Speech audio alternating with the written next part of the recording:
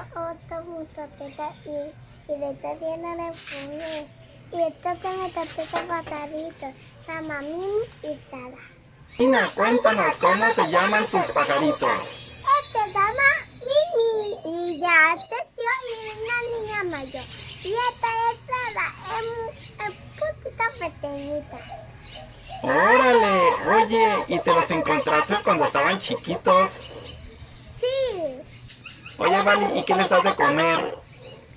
le doy de comer a amiguitos, después la semillita de perebuta, después da como niditos. Eso que tiene una bolita, eso le gusta muchísimo. Ah, ¿le gustan las semillas? Sí. ¿Y el cereal con leche? Todo le gusta le pone potito, le da una potita comida a leche y le pone agua y le pone una pin como para tomar agua a ti y así se lo toma. Órale, Valentina, qué padre. Oye, ¿podrías agarrar uno con tus manos? ¿Podrías agarrar uno con tus manos para verlo mejor? Sí. Te lo puedes poner en la cabeza. Si no, Inténtalo. En la cabeza, Vali, no, que no te lo comas. Póntelo en la cabeza. No, no te lo comas, Vali. Que te lo pongas en la cabeza.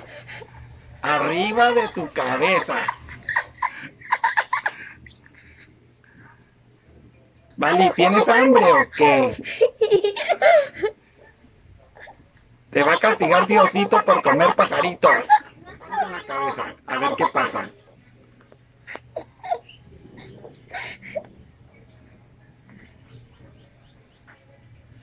ay, ¡Guau, Vali! ¿Qué crees? Tienes un pájaro en la cabeza. ¡Qué bárbara, Vali! Ahí déjalo, no.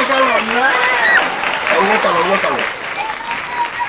Oye, Vali, ¿y si te hace popó, qué va a pasar?